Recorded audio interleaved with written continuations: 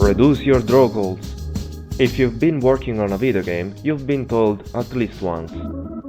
And that's not a bad advice. If you need to optimize your scene, you want the least amount of them possible. So, what about rendering everything in just one draw call? That's easily doable, and it's one of Unreal's most well-kept secrets. Let me show it to you in this sample project. You just need to select everything, right-click, go to Scripted Editor Actions, and run the magic DrawCall Extreme Optimizer. And boom! Now everything is one single material, so one single DrawCall. We optimized the shit out of this project, and now it will run at 240 FPS. Alright, jokes aside, that's actually what I've done for this video with exactly that idea in mind. But then I had to face reality, learn a lot of things I didn't know yet about the virtual pipeline, and reassess the meaning of my life.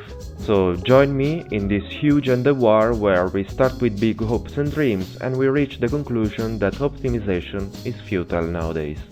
During this video, we're gonna discover together how DrawCall used to work before and how it works now with Nanite. Not super in-depth, just a hopefully intuitive overview of a part of it, its logical implications in the context of optimization, how a next-gen material pipeline should be set up to work well with the virtual pipeline, how to handle a giant project as a solo developer, which is not part of the topic of this video, but I had to show it in to be able to prepare the tests I'll show you, a lot of random stuff about materials, virtual textures and blueprints that will pop out along the way, some basic profiling to actually look at how the frame is being drawn instead of random guessing by looking at stat counters in editor, how to make isolated test scenes to try to figure out specific stuff, and how to cope with disappointment.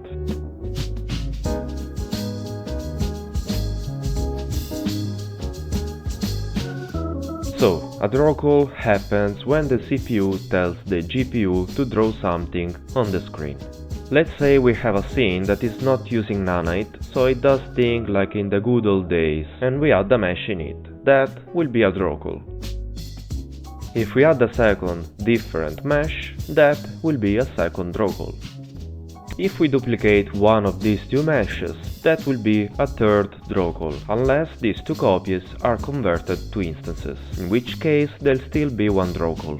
That's why mesh instantiation is more efficient. Instead of saying two separate times to the GPU to draw a mesh, you just tell it once to draw it two times to a list of positions. But that works only until the two copies of the mesh have the same material applied to them. If I change it on one of them, that becomes a separate draw call again. That's also why you shouldn't have more than one material applied to the same mesh, as you're effectively telling the GPU to render it as many times as the number of materials on it. Moreover, the meshes still count as individual draw calls if they have two different material instances that have the same material as parent assigned to them. So you can see why the usual two big advices to reduce draw calls are these. Merge materials together. Find a way for those meshes to use the same material. If they use different textures, merge those textures together by creating an atlas, or an UDIM if you're working with virtual textures. Merge meshes together or instantiate them. If they're the same mesh, instantiate them. If they're different meshes, merge them into one unique big mesh. Unless the merge will result in a stupidly big asset, it will still be a performance gain. And then there are all sorts of tricks and whatnot made by the individual engines to try to do these sort of things under the hood without you noticing, which we won't discuss now as it's stuff we have no control over. And that's why you're likely not going to see a one-to-one change of draw call number when you test these sort of things. Well, are these things still valid if I'm using Nanite? Mostly no. See, with Nanite, the rasterization of the geometry has been decoupled from the rendering of the materials applied to it. This means that Nanite places on screen everything first, to then run the necessary materials only on the parts of the geometry that is actually visible on the screen. So basically the mesh material has become a sort of post-processed material on steroids, if you allow me to say it in that way. This removes some headaches. because now mesh rasterization is not tied strictly on the number of meshes visible, but only on their visible cluster, and has been made incredibly efficient, while material DrawCalls have become agnostic of the geometry they're applied on. Which means that, with Nanite, if I have two different meshes with the same material applied, they'll already count as one unified DrawCall straight away. So, to render the whole frame in one DrawCall, we just need to set everything up in a way that uses just one single material.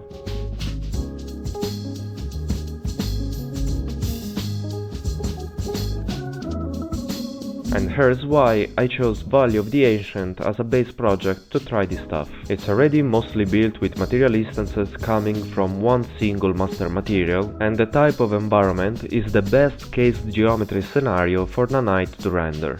Solid, opaque, continuous, uniformly triangulated, dense geometry, which makes Nanite's mesh compression and rasterization super efficient. Now you know why they made it to present the feature when they launched UE5 the first time. So that removes potential problems on the rasterization side and makes it easier for us to play just on the material side.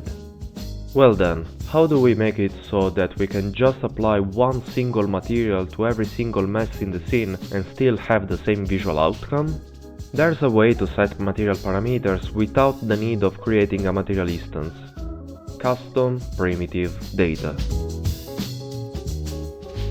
By using these different kind of parameters, we can edit their value directly from the single mesh actor, both for scalars and vectors.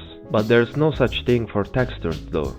And every single one of the material instances used in this project have at least two unique textures assigned to them.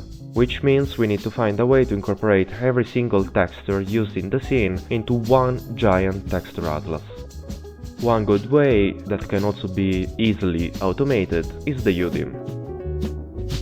If you don't know, a UDIM is a special kind of virtual texture with a sort of atlasing system pre-built in it. When you stitch together multiple textures into a UDIM, they are organized in a grid that is maximum 10 textures wide and potentially infinitely high, and they're sorted based on a naming convention. The theory says also that every texture you add there keeps its own independent resolution, even though that's not how it works in practice, at least in a real, but it holds true at import time, if you have several textures with different resolutions. They'll just be all upscaled to match the resolution of the biggest one once in engine. And once we have stitched together all the textures needed, we can just use a custom primitive data scalar as index to correctly display them on the correct mesh. Because, yes, if you didn't already know, you're not tied to placing the mesh UVs onto a specific quadrant to index a specific UDIM slot. You can also just offset around the pre-existing UVs to do the same thing.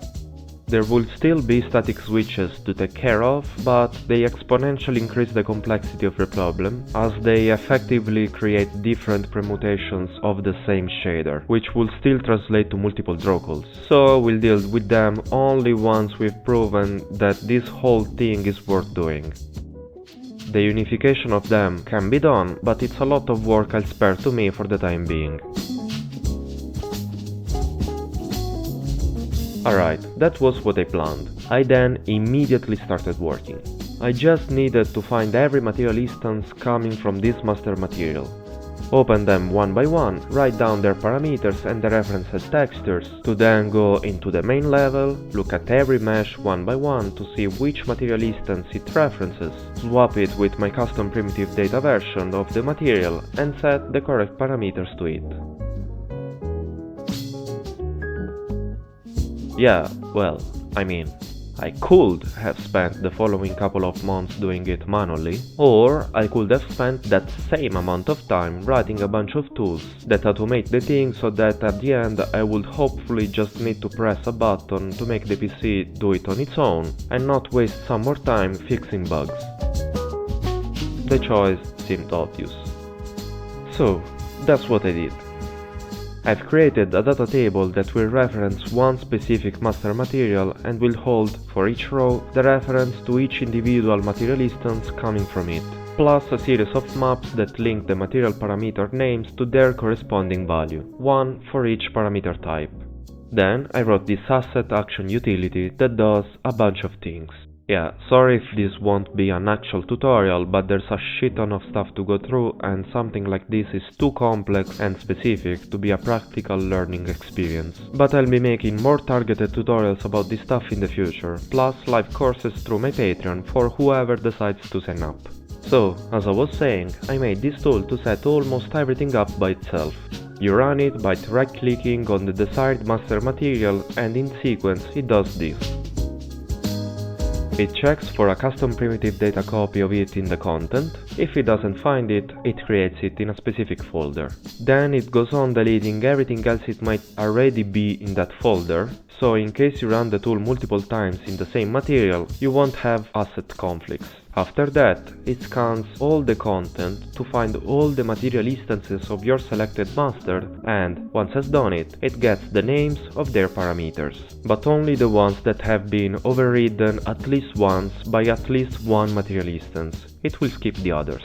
This is because there's a limit to how many custom primitive data indices you can use in a single material, which is 32. So you won't be able to fully convert a material to this pipeline if it has too many parameters. Plus, it's useful to know if there are useless parameters hanging around, as then you know that they can be made static, improving shared complexity and performances. Anyways, after that I used the data table we saw before as template to create a copy specific to this master material. Then I fill a list of structs, the same on which the data table is based on, with all the values and asset references needed for every single material instance, to then pass it to this function to dynamically fill the data table. Wait, you can dynamically fill data tables? Yes. It's just very annoying, especially for one that has such a complex structure like this.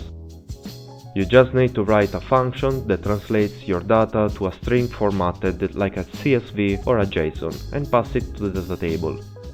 That will surely become a tutorial sooner or later, as I've seen a ton of people struggling with this online while I was doing my own research.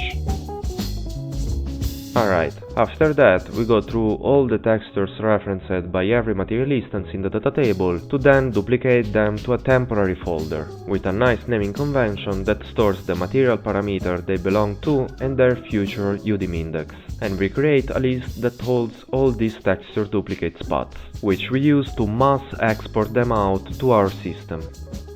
Once we've done that, we grab all those files and we move them in nicely organized folders, and we finish setting up their UDIM naming. After that, we can re-import those textures to finally create our Giga UDIMs.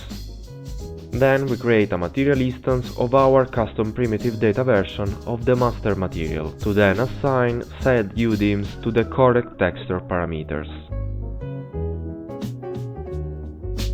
As last thing, we save all the assets we just created and delete all the temporary texture duplicates from the content.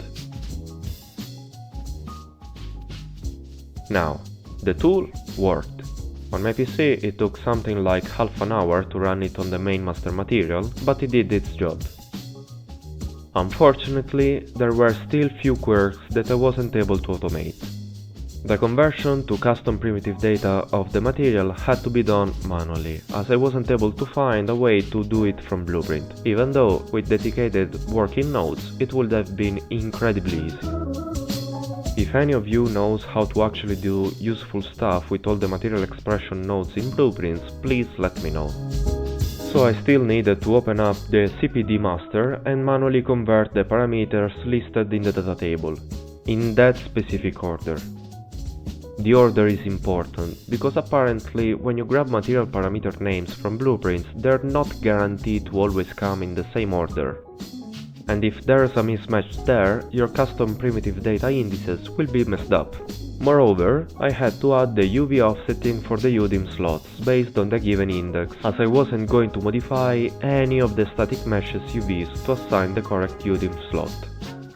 This is a much better way to do it in my opinion, as it allows you to potentially set up some dynamic material variety, plus keeping intact the visual quality of the mapped textures, since you won't incur in UV mesh float precision problems, especially as you get further away from the UV origin. and I needed to double check the generated giga-UDIMs, especially if the master material had a ton of instances and the assigned textures are very high-res, like in this case. Here we have 100 plus instances with 8K textures assigned to them. The problem here is that while UDIMs and virtual textures in general have no theoretical maximum resolution limit, in a real engine they're bound to being 64K maximum. Which means that if your UDIM slots are 8K, you can't have more than 64 quadrants in there, which is exactly the case here.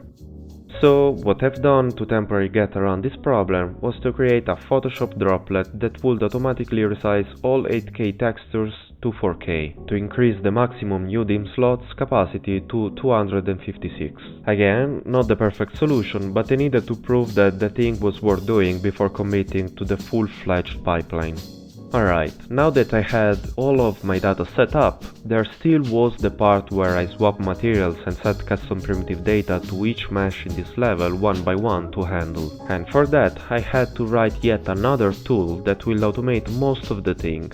This time it will be an actor action utility, as it will need to run on stuff placed in the scene. What this tool does is filtering the selected assets so that it has only static mesh actors to deal with. Then it gets all the necessary links to the data tables, master materials from which those data tables have been generated from, and all their custom primitive data copies. And then, for every static mesh actor, it finds the correct row in the correct data table and uses the parameter values stored in it to finally set the correct custom primitive data after swapping the material on it. The annoying part was that since everything here is assembled through packed level actors, I had to open every level they're referencing one by one to run the tool multiple times. I mean, time consuming, but not that much of a big deal, all things considered. And that also answers to why in my CPD version of the materials I didn't simply convert the parameters to custom primitive data, but I also added the per instance custom data nodes immediately afterwards. Mesh instances don't directly read custom primitive data, they read per instance custom data, which are two different things. But if you pass the first as default value to the second, everything magically works. There you go, I successfully converted the main level and everything is almost one DrawCall, as not all of these assets are using exactly the same master material, which again I didn't commit to unify yet, as I first wanted some proof of this whole thing being worth doing. So I called it good enough and finally started looking into performances.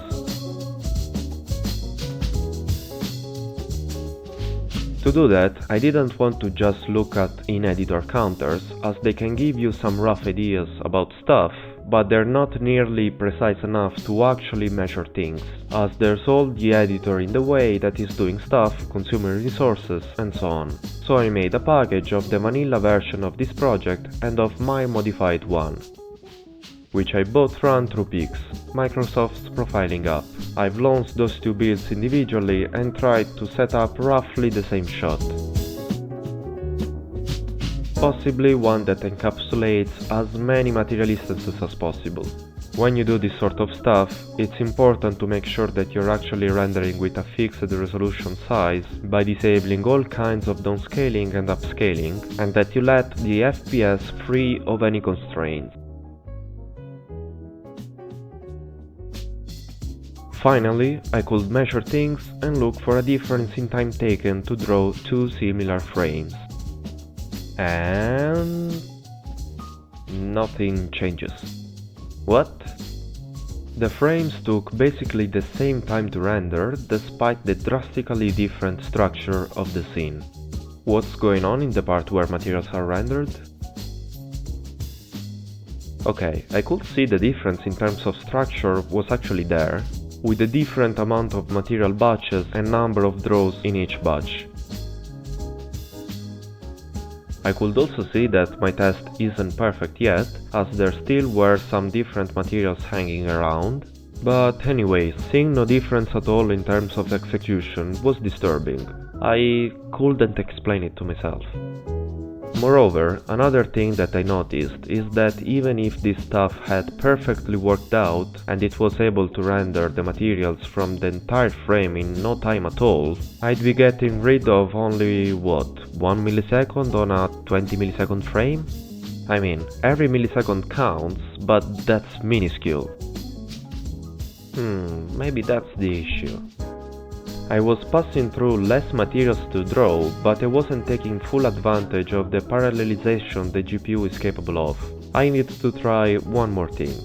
Maybe it would have been better if, instead of clustering all materials together into one, I, let's say, made every packed level actor one single DrawCall. That way I will still reduce the overall materials in the scene, but not so much so that the rendering became essentially single-threaded. So I went on and made yet another tool that builds up on what I had already made. It is another actor action utility that takes the selected mesh actors, goes around the content to grab all CPD versions of the base materials referenced by the mesh, plus the relative data tables, and then kinda repeats the same process to create the GigaUDIM, but makes only one specific to the selected meshes, which I've baptized local UDIM.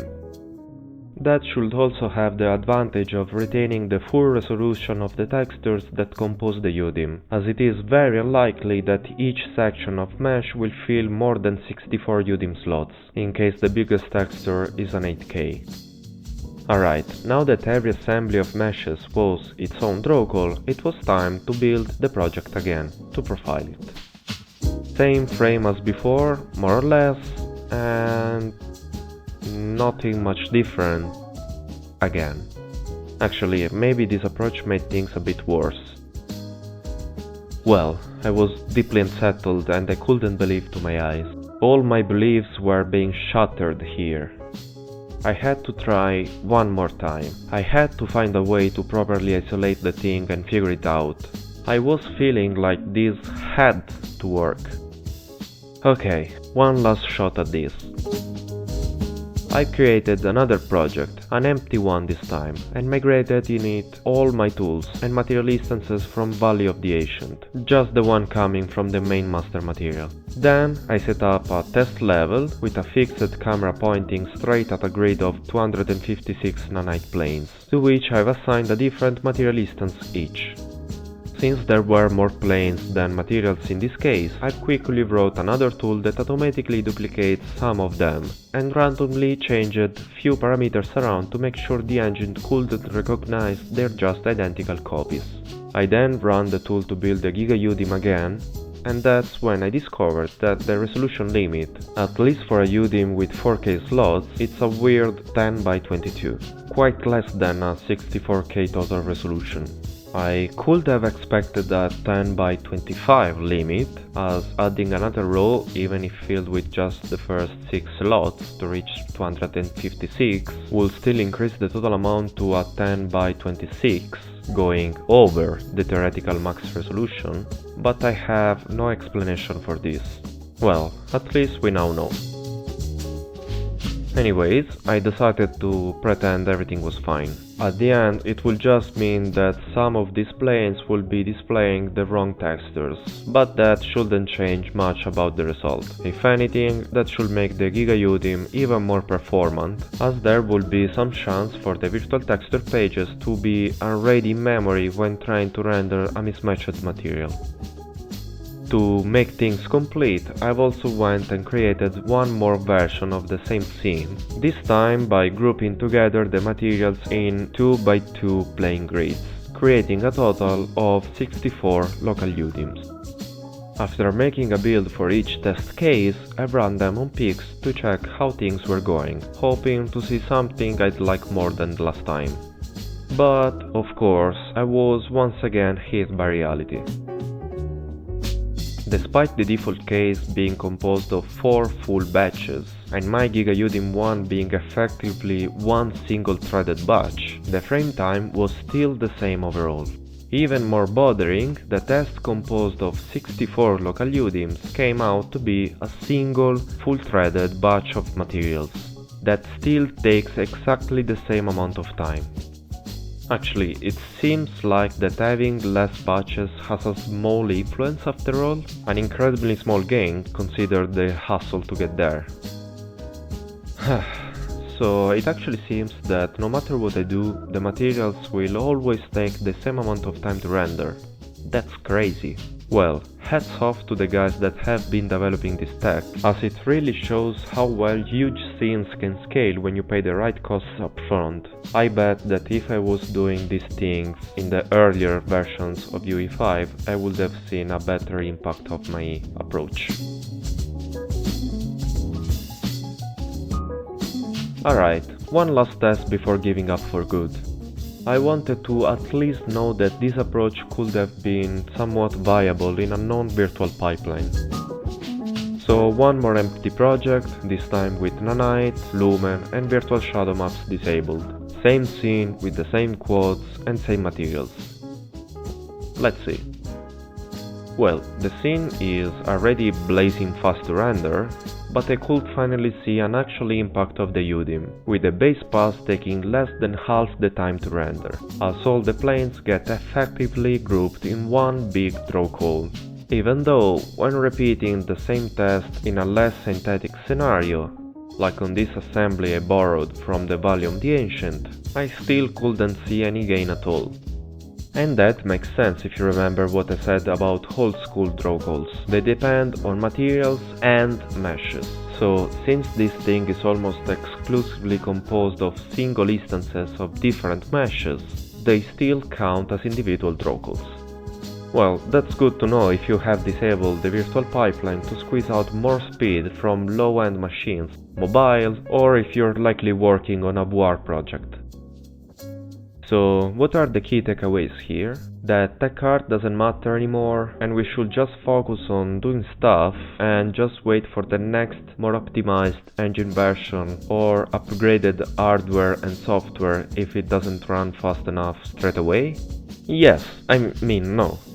Even if this buffer thing of Nanite already kinda makes everything one DrawCall, the base pass is still sensitive to how expensive shaders are to run.